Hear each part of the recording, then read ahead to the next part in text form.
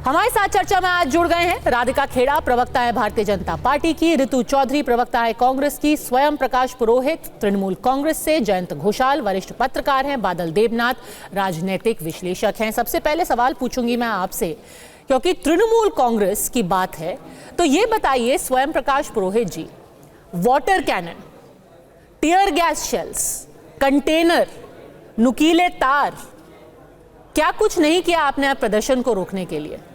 क्यों?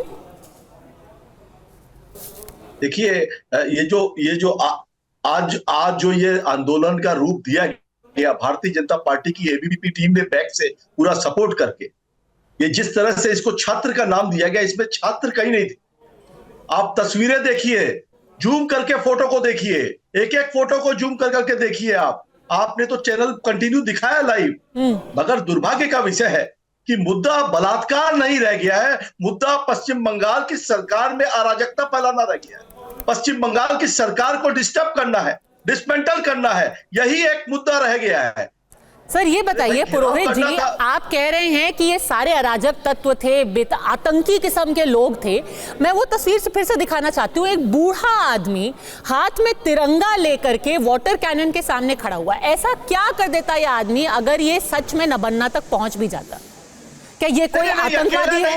ये कोई आतंकी एलिमेंट है? ये उपद्रवी है? पद्मा जी सुनिए, ये आतंकी नहीं है, मगर ये छात्र भी नहीं है, मगर ये तो आम आदमी को सड़क पे निकलने का हक नहीं है। आम आदमी सुनिए तिरंगा झंडा लेकर के अगर आम आदमी धरना प्रदर्शन करे, वहां बैरिकेडिंग की हुई थी, वहां से दवानों कुछ ही दूरी पर है। आप वहां पे अगर बैरिकेडिंग है, लॉ एंड ऑर्डर अगर मेंटेन करने के लिए पुलिस प्रशासन अपना काम करेगा, तो आप उसको बोलेंगे कि पुलिस प्रशासन काम क्यों कर रहा है? हाई कोर्ट ने जब 14 तारीख की रात को इसी तरह की भीड़, 7,000 लोगों की भीड़ जब घुसती है आरजीकर मेडिकल हॉल में, हॉस्पिटल में, उसके बाद में हाई कोर्ट का संज्ञान लिया जाता। हाई कोर्ट बोले तो हमें पता नहीं था कि पीसफुल मोर्चा, ये पीसफुल नहीं था, पत्थर बरसाए गए, पुलिसों की गाड़ियां तोड़ी गई, बाइक जलाई गई। ये जो अराजक तत्व, अराजकता फैलाने की कोशिश की गई है, इनका चेहरा सामने आ गया। दोपहर खत्म होते होते इनके नेता झंडा लेकर के, भारतीय जनता पार्टी का झंडा लेकर के पहुंच गए। आपको याद होगा 7 जनवरी 1993 की तारीख आपको मैं याद दिलाना चाहती हूँ। आप कह रहे हैं कि भाई आज ये कौन अराजक तत्व हैं जो कि नबन्नों तक जाने की कोशिश कर रहे हैं, जो मुख्यमंत्री आवास तक जाने की कोशिश कर रहे हैं। तो आप कह रहे हैं कि ऐसी कोशिश नहीं करनी चाहिए, इससे लॉ एंड ऑर्डर बिगड़ता है, यही कह रहे हैं आप? नहीं, लॉ एंड ऑर्डर को मेंटेन करने के लिए सुनिए, उनको कहा गया था कि आप इस लाइन से आगे नहीं जा सकते हैं। तो यही चीज ममता बनर्जी को कहा गया था 7 जनवरी 1993। क्या हुआ था उस वक्त? ज्योति बासु मुख्यमंत्री थे। तब ममता बनर्जी, जो कि एक उभरती हुई नेता थी, उन्होंने क्या कहा कि न्याय की मांग करके मैं मुख्यमंत्री के दफ्तर तक जाऊंगी, क्योंकि ये हमारा हक है, ये हमारा दायित्व है, ये हमारा अधिकार है। 1993 में जो उन्होंने खुद किया, आज 2024 में जब कुछ और लोग करना चाहते हैं तो आप उनको कह रहे हैं कि वो लॉ एंड ऑर्डर बिगाड़ना चाहते हैं। सुनिए, उस ममता बनर्जी ने बहुत अभियान किए हैं। सुनिए, खुद ममता बनर्जी उसी प्रदर्शन की राजनीति से उभरी हुई नेता है, और आज किसी प्रदर्शन पर वो डंडे चलवाती हैं। नहीं, डंडे चलवाना, सुनिए, गोली बरसाई गई थी।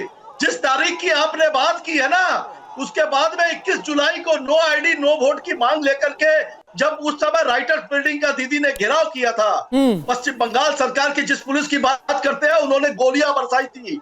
और हमारे तृणमूल कांग्रेस के, उस समय कांग्रेस पार्टी थी, कांग्रेस की नेत्री थी ममता बनर्जी, यूथ कांग्रेस की, उस समय में बाकायदा गोलियों से छलनी करके बर्बाद और वही जो किया था उस वक्त की सरकार ने, उसका खामियाजा उनको भुगतना पड़ा। जब ममता बनर्जी के ऊपर डंडे चले, जब ममता बनर्जी पर पुलिस ने लाठियां बरसाई, उसी का खामियाजा उस वक्त की सरकार को भुगतना पड़ा। गोलियां चली थी उसमें, आप तो क्या सही था? कर रहे हैं पद्मजा जी। तो क्या सही था सर? क्या सही था? गोलियां चलवाई थी वहां की उस समय की सरकार ने, राज्य सरकार ने।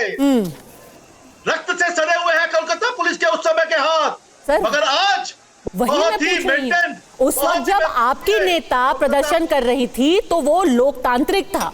आज जब कोई और प्रदर्शन कर रहा है तो वो अराजकता कैसे हो गया?